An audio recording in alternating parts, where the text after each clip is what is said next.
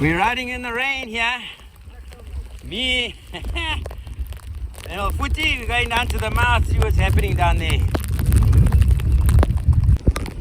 Footy and I like children this morning. Through the water. No walking. No riding down the boardwalk. So many thorns and branches and quite slippery too. So Footy and I are just pushing the bikes through here cautiously. So remember, this is where the water was last night on the high tide, and obviously now on the low it's all washed out. So again, it'll be interesting to see the sea. You can hear it is rough and lots of noise, so it'll be interesting to see what it looks like once you get to the beach itself. See how fast the water is flowing here. Now this is obviously going out. Yeah, so I'm once again at the Hippo crossing, and you can see the water is once again nice and full. Now we've had I'm guessing now, I haven't checked my meter late this afternoon, but I'm sure we over 100+ millimeters of rain for today, which is a lot of water. And I've heard that Umfolozi's got a lot of rain, so good times ahead. So again, I've stopped here where I showed you yesterday the water was right up to there, and now with the low you can see it's right down here, just indicating there's probably, guessing, about 3 to 4 meters higher on the high tide yesterday. So this is where I was standing this morning. You can see where the water level is, and then as I zoom out, so you can see where it comes to down here. So, and you can see the flow is really strong, going now in. Okay, we obviously this morning it was going out. So yeah, I'm looking forward to see what it looks like at the mouth. So I'm standing on top of one of the dunes, so I can show you where all the pools of water are lying. Again, there's lots of it, and the sea is still massive. See all those low tide pushing through big time.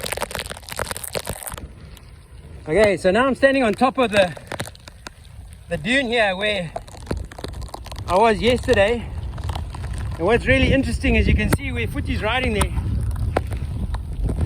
how that push plate has now been, push bar, sorry, has been exposed. Obviously that sand has been dug away with the water. And you must please excuse, it's raining like cats and dogs here, and the wind is howling, but I'm trying to do my best.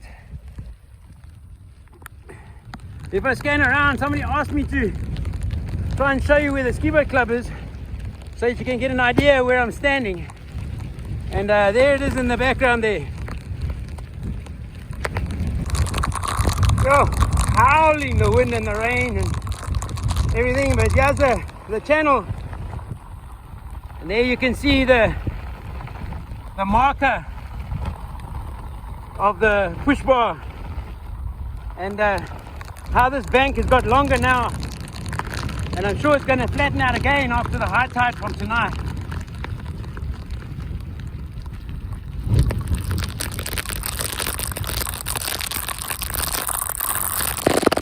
Okay folks, I hope you can hear everything I'm saying, but this is one of my markers from yesterday afternoon. And if I go up like this, where that other brown patch is there, that was the other one. But it's been shifted right across. There it is there in the reeds. Probably shifted at least 50 odd meters with that strong tide from yesterday afternoon. But lots of changes. You can see a lot of sand being washed across here. If I walk down to where the water is actually flowing, and you can see it's flowing extremely strong. So you can see here the channel is starting to form again. It's starting to go off to the left. In other words, north, like we had before.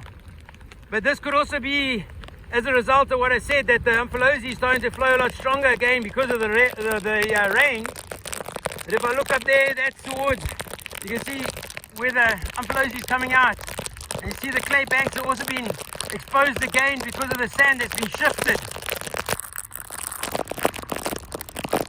But yeah, yes, I'm wet and the wind is howling, but it's really interesting and I'm actually enjoying myself here. So Fuji and I are walking across towards where the pinnacle was, and you can see how this bank has been flattened. And if we go across to there, there's a possibility that where that pole is, and we should be able to use it as a marker in the future, the water could come direct from the lake system directly out of here. Obviously there is a channel that has been formed because of the clay up there in the front there, but you know, anything's possible. If we get a lot of water coming over, it'll come right over the top and into the ocean straight. So that could be very interesting to see. And here you can see the clay bank that's open, and that bank over there is the drop off was actually very small. So this afternoon, that water, that seawater is going to come straight over, those waves are going to come straight over the top of this. And I reckon there's going to be lots and lots of seawater pushing in on the high tide this afternoon. I'll see how brave I am, whether I come down again this afternoon to come and have a look. But wow, it's really interesting out here at the moment. And folks, please bear with me. As I say, I'm filming through a cover, a protective cover for the phone. Hopefully you can hear everything that I'm saying. So as I walk, I'm walking, you can see the birds. They're also taking cover from the rain. But this pinnacle is now widened, unbelievable. And so I've got Fuji with me once again, and he's going to stand here, and I'm going to walk across to the other side so you can see how wide this is now. And obviously this is all beach sand now. It's basically been pushed in to the estuary system, and like I said, there's a possibility that this water, if it really gets lots of rain, could fill up and come over the top of this, and then we're going to have a much wider mouth, and obviously you'll have a lot more salt water flowing in and out as a proper estuarine system. So I've come right to the end here, and you can see something really interesting too. So this water that is flowing here would be water that is flowing underneath the boardwalk. So this water is obviously flowing into the system, once again filling everything up, making it look better. Yo, tell you what, nature's doing its own thing. Incredible. So just walking across here, and I'm going to scan around now, and you can see where Fuji is standing.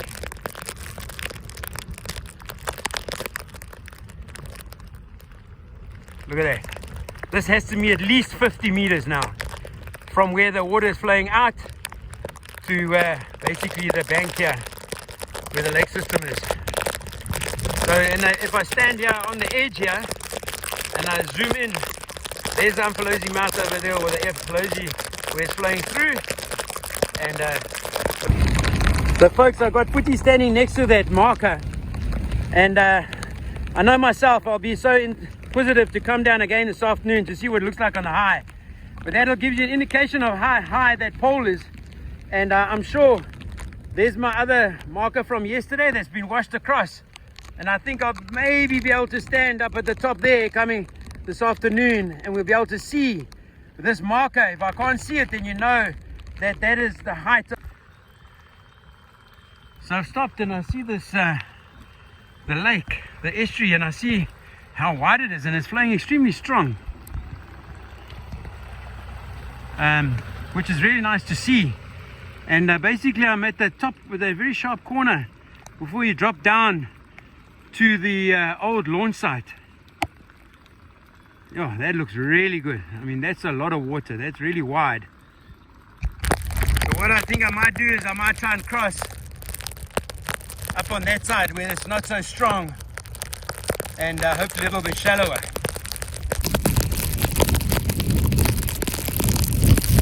And I'm going to ride across here. You can see how wide this is, yeah. The wind is blowing again crazy, and it's raining like crazy. But let's see if we can get this done. So the wind is cranking, and now you can see the difference in the water running over the top here. And like I said earlier, it's still about an hour until high tide. So a lot of the seawater is still gonna come up and over the top. So if I scan around, you can see the weather conditions I'm working in here. Wind is howling, raining, you can hardly see my pylon in the background. But I just had to come down and have a look because it's so interesting. I just had to stop for a moment. Look how beautiful these patterns are in the sand here. It's just spectacular with the sand and the titanium. Now, so I parked my bike up there and I'm going to walk across now to the other side. But remember, this little section here, this is also salt water flowing into the system, just like the other channel that I filmed a little bit earlier. So again, I'd love to have an idea as to how many liters of water is moving into the system.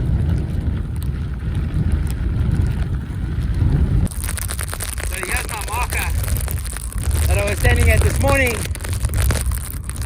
And as I said, it's still an hour to go to high. But you can see if I go up like this whole gap is now just seawater. The waves are even crashing right into the lake system there.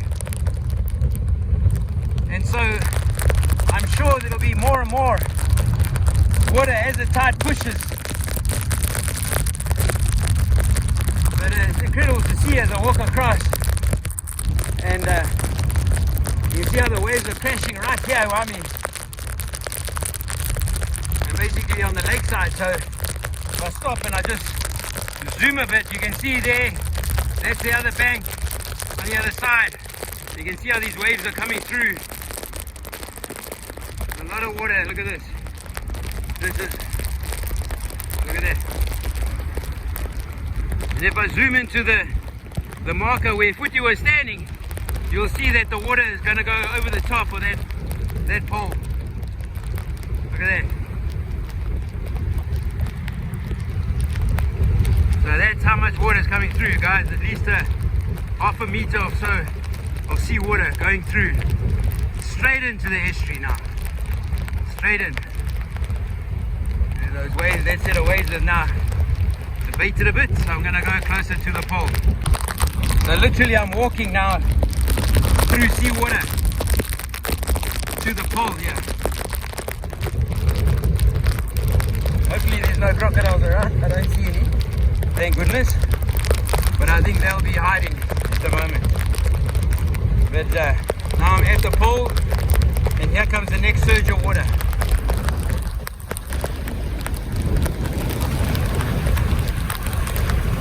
Basically right over the top.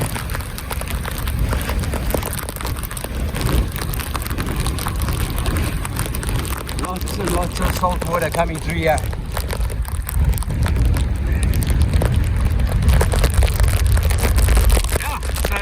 Basically standing near the end of the old pinnacle, and this is just salt water everywhere. And if I zoom across, you can see that's where the Umfolozi mouth is, and I'm told that the Umfolozi Park itself has had lots and lots of rain as well. So within about 4 days or so, that water should also be arriving at the system, which is a great time because that'll be neap tides. Here comes some water again. There you go. So you can see how deep this water is that is coming through all this salt water into the lake. Amazing.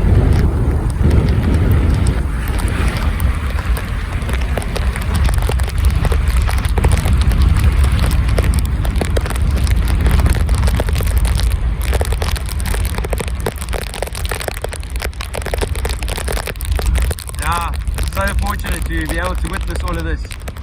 As I say, the weather conditions are crazy. My wife tells me I'm crazy, but I must be honest, I'm actually quite enjoying coming out here to film this because I'd love to share it with you guys, folks. My word, lots and lots of salt water. This is what this lake system needs. And if I zoom up like that, you might see the birds diving, obviously feeding on something over there by the reeds. I'm not sure if you can see it because I've had to zoom in so much. But yep, they're feeding on something there. It's like terns, which we often find in when we're deep sea fishing, and where they're diving, there's always some activity, some sort of activity with fish feeding on something. Now folks, so before I walk down towards that marker of mine, I'd love to know what the gap is now. I'm guessing maybe 100, 150 meters from where I stand to the other side there. And remember, this is all salt water. Whereas before, it would have to try and push up through that little channel and try this salt water try to get into the system. So I'm sure the folks from Lucia and KZN Wildlife will probably do a salination test in the estuary again after all of this. And hopefully I'll get that information. I'll be able to share with you folks as to how much salt has entered into the system. But this is quite wide, and obviously this is what the system needs. There's lots and lots of salt water coming straight in. So there's a big gap.